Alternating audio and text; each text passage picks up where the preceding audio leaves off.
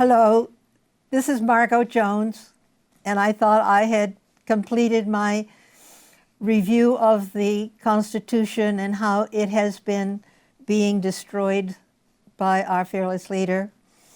And I did just comment and comment, but today I want to read what it is that I want to impart to you as something that might be vital to our country at this time. In the year 2025, our Constitution suffered a killing blow. Our newly elected President, Donald Trump, on January 2nd, 2025 of this year, took the oath of office to uphold the Constitution of the United States. Directly after, he went to the White House and began the death blows for the next 70 minutes. It was his first day, and all of the following is outside his jurisdiction, the executive office.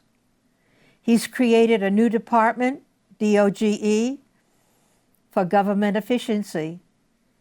He could have sent a request to the Senate and asked them if they would please see if there was a way to reduce the expenditures, but no.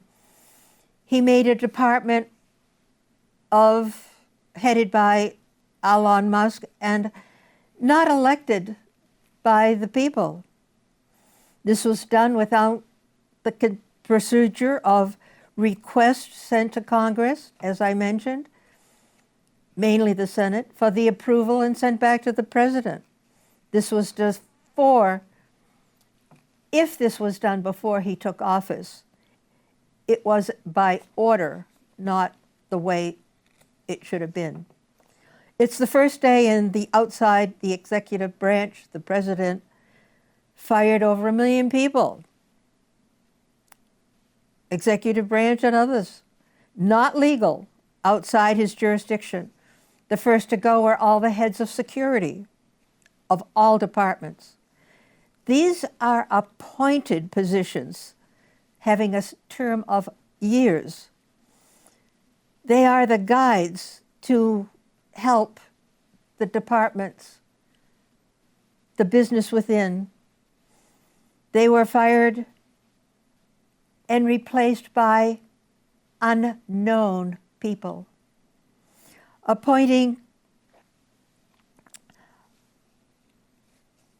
Our president is not a believer of the old rule that if you hire somebody, you have the right to fire them. This was not the case. He was just firing anyone he wanted to. The Constitution does not give this power to the king, but firing is not one of his powers. The question is, are there any heads now that are filled by the unknowns, or are they electing them within the departments? He took out those who knew how to get things done and replaced them by unelected. We do not have any forces to stop this invasion. We would not be in this position of leadership if those in government before the election were believers in the Amendment 14, Section 3. That says, not under the conditions of invasion, all of the things. They said, whoever they were, put his name on the ballot. It can't be the Supreme Court. They have given him immunity before the action took place. There was one of those issues that was deciding win for Donald Trump, the closing of the borders of those seeking asylum. Too many had come across of not desirable nature. Little did we know that after closing the border, that was not the only thing on his agenda. It was how to get rid of those he had decided had to go. So out came the Icemen to take 3,000 a day off the streets. Some were legally here, but it didn't matter. Arrangements had already been made at the cost of $6 million to El Salvador before anything was done in preparation. To send those in custody, there was 3 planes. One judicial decision that said don't send the planes. Another said send the planes. They were sent. Who is controlling our court system? Certainly not the Supreme Court. They seem to be selective of decisions. By the rules of the Constitution, there is a procedure called due process that had not been enacted when these people were taken off the streets. One case was brought up for judgment. One man who was wrongly sent was to be returned. His case handled by the court.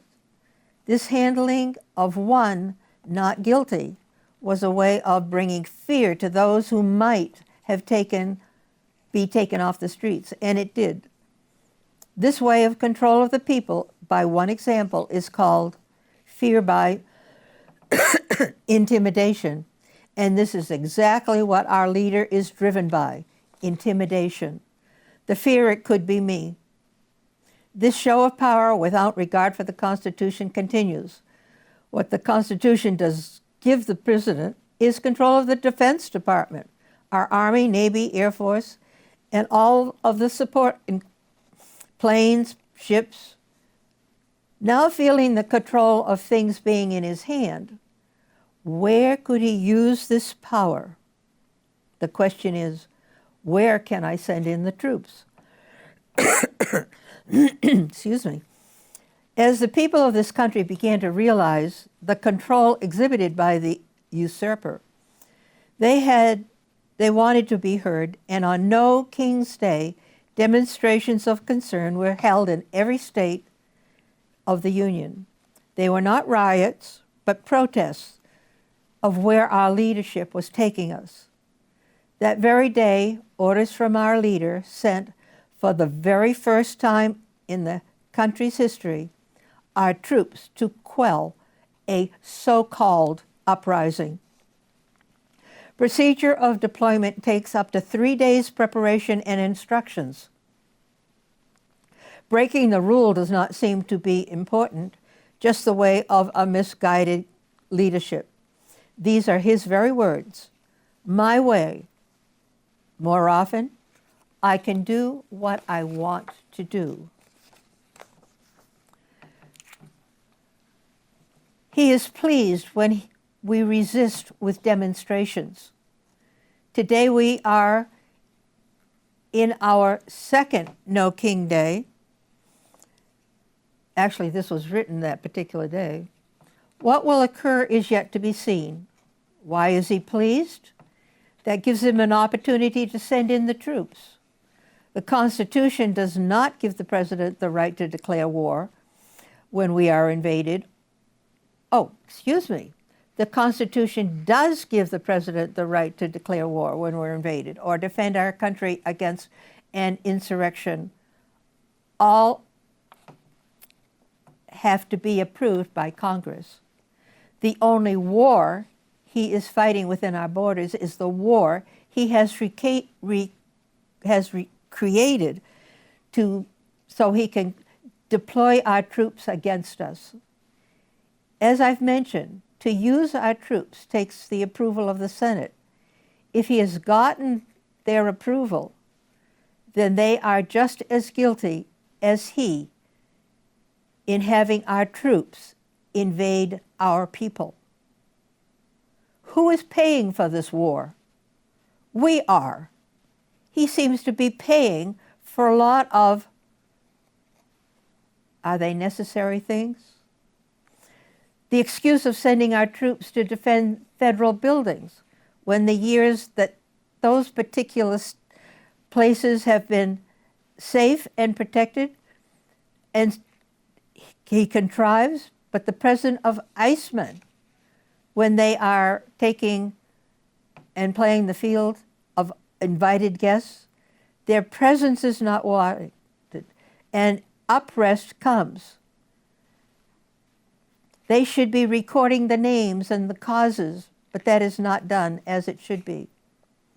Where the president's getting the funds to spend on all of these events, as he sends in the troops, those troops are ours. He had his birthday party, parade, at the expense of us at $47 million. Washington, D.C. did get $19 million for repairs of roads and landscape and damages to property. A country he likes, he has given over $6 million. I understand this is just a drop in the bucket, but to me that's a lot of what has been taken from the people of this country who need the concern and care that is not being given him. There is a problem of drugs in this country. Now the border is closed. That has been rerouted to other means by importing. The seas is one of them, and the country with a large drug trade is Venezuela. That country controls its drug market and shipping. The open waters, the Atlantic, is where ships or boats carrying these drugs were on the open seas. Our leader has declared a drug war as one thing and is taken to destroying these boats. One of the first boats was just searched and there were no drugs on board. So to destroy by bombing seemed like something else you could do on the open sea. The number is over 7 now, and it could be higher.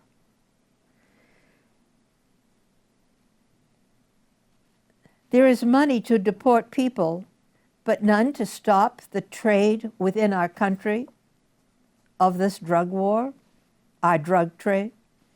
Our money is using to be spent on killing people. One of the boats was known to be a fisherman, and he died along with all the others that were, I seem to be putting things in the wrong place. So we have this war going on with Venezuela, and right now there is a situation on the news about this. And I thought murder on the high seas was going to be the last issue to bring me to the defense of the Constitution. That seems small in comparison of the image shown on the big screen, the debris pile that was once the east wing of our country's capital residence, the White House.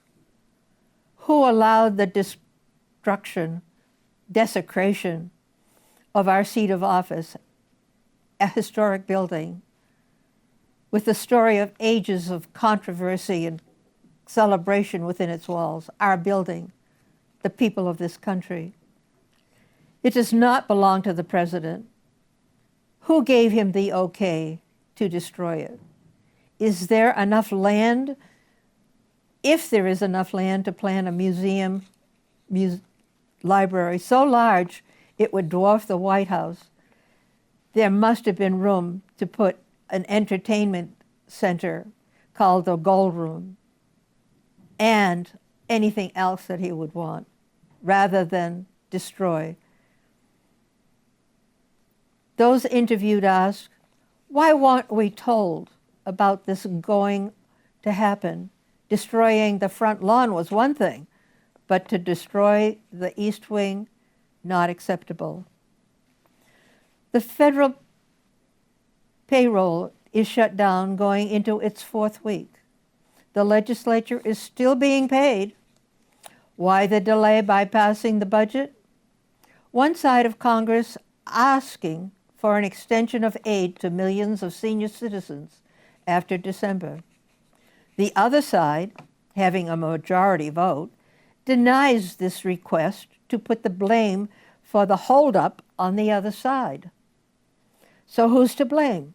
The one who wants to help the people of the country? Or those who want to deny passing this interest, even though to do so by denying payments to millions of federal workers, even to some, the loss of their job. The issue could be brought up by a review next year, and the federal workers would get their pay this year. Does this show of concern for the people of our country?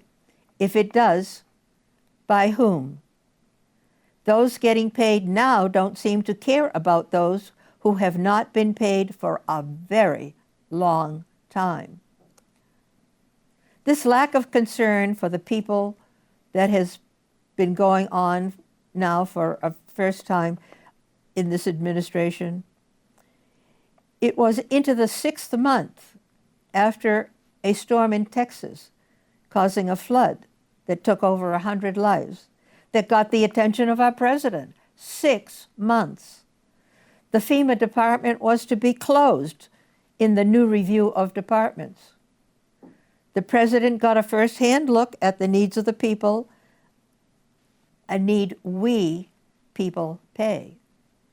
The president, the sirens that would have alerted the people could not be afforded by the community. Requests for aid by the state and the federal FEMA had been denied. It is our money that the president is spending, not his. It is our money that paid his birthday parade, $43 million. And of course, repair for roads, landscapes, broken objects. But enough is enough. When a person is elected to the office of president, he or she is the leader of the entire United States. We've just talked about this particular one against the other and how they can maintain their positioning. One with a cause and the other just to show control.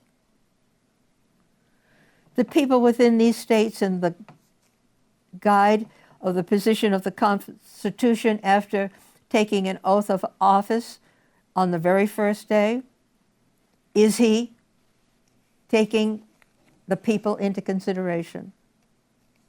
He has not mentioned a thing about the lack of salaries to the federal people. From day one, our leader has chosen to break rule after rule, our procedures to follow and restrictions of who can do what. On day one, the one word he used repeatedly was fire. If those being fired were not hired by him, he has no right to fire them. And they were not even in his branch of government, the executive branch. They were in the legislative branch. There are over 1 million people on the list, but the first to go were the heads. I've repeated this before. They were the ones who could answer the questions of concern, and there's the sounding board by being the head of the department. Right. So they also were appointed and should never have been fired. When a term ended, they might be asked to continue or be released. What was so disturbing was they were replaced by, guess who? The unelected. What do they now know? Everything about our personal life. Just a small detail. As issues were brought up if you did not agree with his direction to take, but was offered to keep your job if you do, that is a form of bribery. The Constitution does not look favorably on this way of doing business. Just a side comment. The closing of the border was the first item on his agenda, the issue that he won the election. It was what was to follow that was not mentioned. It was the removal of the 3,000 a day icemen wearing masks. And we talked about prepaying El Salvador for the privilege of sending these people decided to be unwanted to the worst prison known on earth. No records were taken of those, no records of those taken were registered, where they were taken, some names, some not even known as to who was being deported. An alarm went up when 3 planes went off. The executive branch does not control our purse, so where did this $6 million come from? Because the Constitution has this due process, a person must be tried before any action is taken on their cases. That has now pretty much been put into the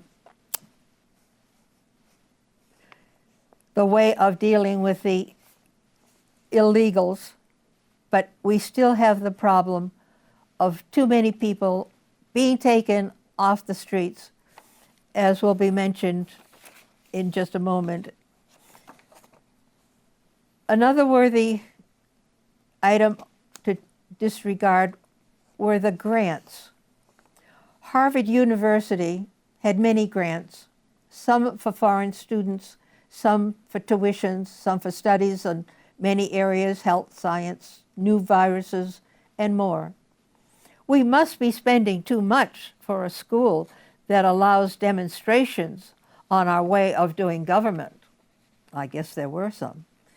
Education of our country became an issue to be reduced in funding and in staff, not helped. Other schools, to stay in business, paid over $21 million, and it might even have been more, so they could stay open for another year, another bribery by our leader. Control of money in other areas where our leader feels necessary to control, so he chose tariffs, not in his branch. That they did not deter him from putting them on our neighbors Canada and Mexico.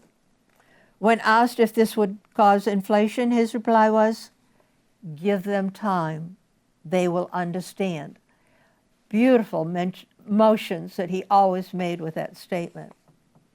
This was only the beginning, and soon there were hardly a nation, a country, that didn't have a tariff imposed on any goods coming into this country.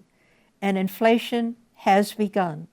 Some businesses have had to close because of just one item, like a spice, vital to their menu, or had just one part, vital to completing an engine or a machine. The big bill, the budget, and what will go where, was passed by 2 votes. It was to change where the budget issues were to be. The military, the border problems, what the departments would be closed, and who would be sending what where. The area was under the control of the executive branches. The area that is under control of the executive branch is the defense. Our Army and Navy, Air Force, and all those other things that's been mentioned. There has never been an inventory of the Defense Department, and that includes the Pentagon. I don't have figures right here on my paper, but two items were the very biggest of the budget, and defense was one, and the border was the second. People did not get the money. With so much equipment just sitting there, and there was in the Near East situations of developing nuclear bombs, where could we call this area and get our troops there? Oh, we could call it a nuclear war in the Middle East. And so in went two planes with 30,000-pound bombs each. The result? Very big holes. No sign that the problem was solved. There was a drug problem, that now the border was closed. Another way of getting drugs was to go to Venezuela, where there is a drug business, not just, and it's controlled by the country. They ship across the Atlantic on the open up. And guess what? We can declare a drug war, and that would make it okay for us to board the boats and look for drugs. Some boats did not have drugs. It was easier to bomb the boats. There have been over 10. Some of them were fishing boats. On board, fishermen also were killed. Just because we have equipment does not make it necessary to use it. And again, it is our money that is being spent on these undertakings, using our money on drug problems outside our borders. That brings us to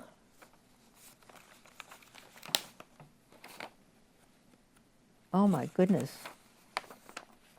There are many other disregards.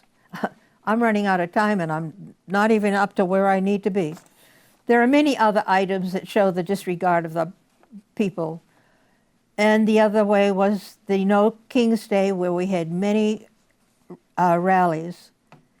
The people had the largest gathering when the president saw the troops ascending and in went the troops, and this was the very first time. This display of power. What city can I, after this particular thing, he wanted to know where could he send the things in. And this is the issue that I wanted to talk about, and I'm running out of time, and I have 2 pages that I need to read. So I'm going to just keep on going. I just think that it's vital to what it is, and here we go. All right. So we have the people with the largest gathering yet to go. Our Constitution does have amendments, but the procedure is long of how to get rid of the problem. Maybe we need to do what the president has been doing all along, use his favorite word. We should fire the president.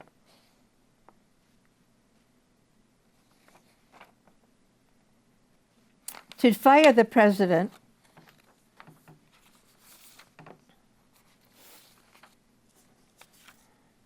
is not an easy thing.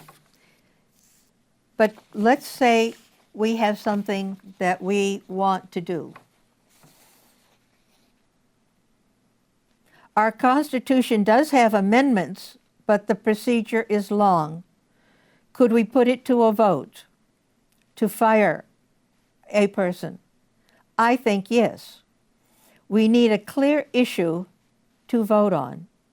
And I have a proposal to present and this is on my new time.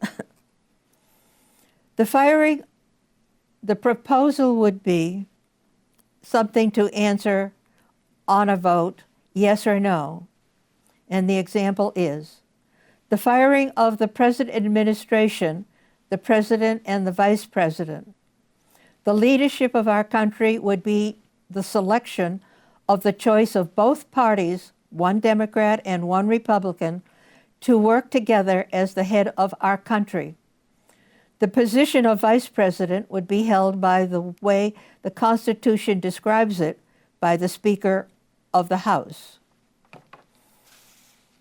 Items, this particular item would be put on a ballot that would be under the consideration of what I have on this last page here.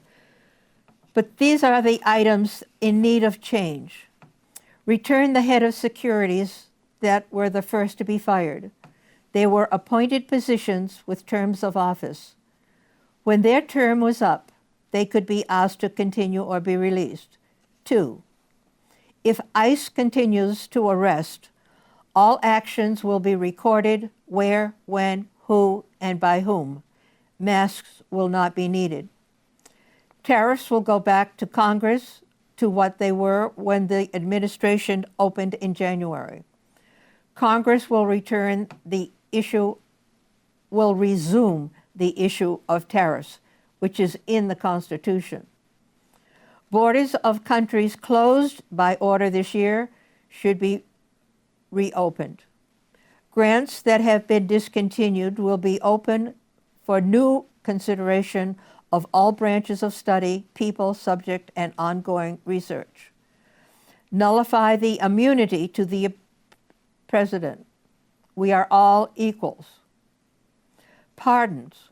New restrictions should be required. The Supreme Court should stick to judging the cases first conducting its lower court, in lower courts. Giving immunity is not their job. Social Security funds should only be available to those who have put into it. The control of the funds would be appointed advisors.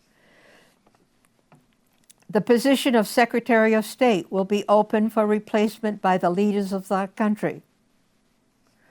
All our secretaries of committees will be subject to review.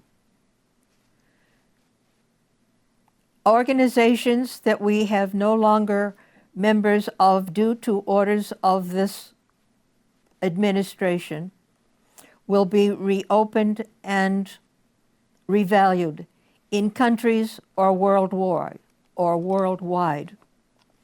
The big bill will be up for reevaluation of extreme distribution of our money into areas issued to war and not to the issue of the people. The executive branch will be restricted to issues of service, not war. That brings up the question, and I suppose this is more important than half the things that I've already said. How do we bring this to a vote? Organizations have sent out surveys with yes or no, accept or reject, on many topics: Social Security, health issues for veterans, senior citizens, food for the poor or disabled. They have the know-how of ballots, agenda, and mailing. And mailing is one of the particulars because that's only the only way of privacy, it seems, in our country. A constitutional convention could act as a model of getting persons together that have the know-how, the opportunity, and the drive to put nationwide our proposal for a vote. Unfortunately, a constitutional convention takes a long time to get to the kind of people together when just a convention would bring these interested in this issue able to make decisions in a timely manner. There are situations where just a constitutional convention was held, not one that included under the Constitution. Every registered vote has a number. Every registered voter has a number. Using the technology today, if centralized, would gather the results as we need now. If those that put the word out on the No King's Day could put their contracts to work on a voting day, this might save our country. If this vote by the people is a majority, it should make the change we need. If the vote by 2/3, it might even become an amendment. Our proposal is for how to correct a wrong that affects our country and our democracy.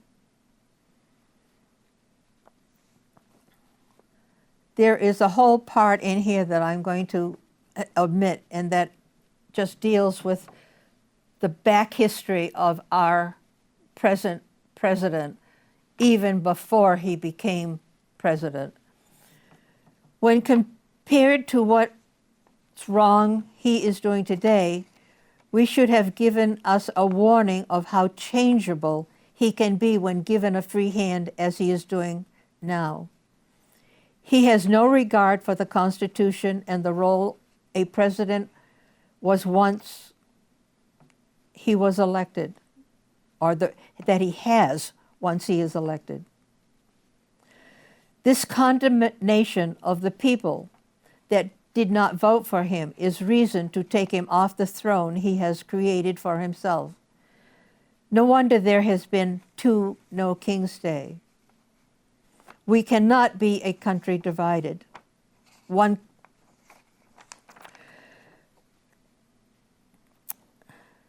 party against the other.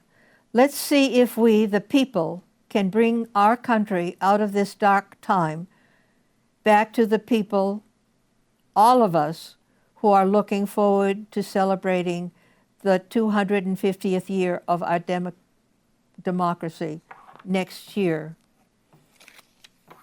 We are, when the president wanted to go into the cities with his troops, what did he choose as the cities? He chose all those cities that were democratic. Any people who have any opinion other than his get fired, even if they were hired only 2 weeks ago. This separation of 50-50 has got to stop. What has he brought about to this country? He has brought about unrest that is unbelievable. Just in the last day, cases covered in the increase of guns in possession by people who shouldn't have them, and the feeling that we have fights within our country that we need to be a part of. That is the wrong message of a president to send to the people. We have to have 2 people right now, one from each party, that would be able to change this way of thinking of us as a divided country. We are a whole country. And this show on No King's Day, this last time, showed it in the magnitude that we have never had that many people in one day come out on one issue, that we are not divided. We are not to be headed by a king. And somewhere I have something that even says that to the effect. I'm just going to put something else on here now that I've said goodbye to the issue on this proposal. And I will read that again because it's just very simple. The firing, this proposal would be a yes or no item. The firing of the present administration, the president and the vice president. The leadership of our country would be the selection of a choice of both parties, one Democrat and one Republican, to work together as the head of our country. The position of Vice President would be held by the way the Constitution describes it, the Speaker of the House. I would like that to be brought before the people, probably on a party called the People's Party, on the votes of the country. We have many institutions that know how to send things out. There are further things that need consideration, but I'd like to bring this out even though it has nothing to do with our government. It was an issue brought up yesterday. If a humanoid, an AI, took the place of an employee that does the job of that employer, that AI is entitled to minimum wages of all the hours it works. I'm sure they never considered that. Why? The business that had the human doing the job was an employer. The AI that takes his place is an employee also. They were subject to minimum wages. So the humanoid is entitled to minimum wages. Maybe even the job that he's doing, the wages would have been much higher. But for the hours it works, this salary is subject to income tax. Maintenance of the AI is not a reduction of earnings. It is the responsibility of the boss. Why? The previous worker was taxed on earnings. From what was left to him to support. An AI is supported by his boss, not by his earnings. So the boss can take off the earnings, the expenses of care, but all of the earnings of the AI would be subject to taxes. If this is double dipping, the subject is to penalize. A humanoid is a robot that can take directions and carry them out. We have seen many of them on our TV, and this is an issue brought up by me today because big businesses are replacing in 24,000 people by AIs to do the job. If we do not consider these AIs as taking the jobs of people, and our people in effect doing the job as a robot, then this person is subject to income tax because he is working for a country in a company in our country. So this is just an item I want to talk about because it's going to come up if we take all these people out and replace them with these humanoids that can think for themselves, that we don't get the taxes that should be because they're working within our borders, then we are going to be a very poor country. We will not have enough jobs available for the people who have been laid off. This is a very, very serious time in our country. And I thought this was a very serious time. We're only headed for all kinds of disaster. But right now, let's try to get our country back together as people who love each other, who care for each other, that work with each other. It is important that we do not give the message that it is okay to hate thy neighbor, as our leader right now is imposing upon the people. He insults every time he uses the other side, and it is an insult to our democracy that it is being allowed. So people, I've mentioned that there are organizations. If you're a part of one of these organizations, please try to figure out how we can have a ballot that will be acceptable to the country, to have a vote that would put these people in their places where they should be, that we have items of concern that we can insist, one, that we change them, or two, just consider that these are needs of the people. Because it is, and I'm going to end on this note because it's important, it is our money that is being spent to do all of the things that our government does. The tariff money is just a tiny, tiny little piece of the income, and that should be controlled by the Congress. Please take time to notice that we are a wonderful place and that our celebration 250 is coming up next year.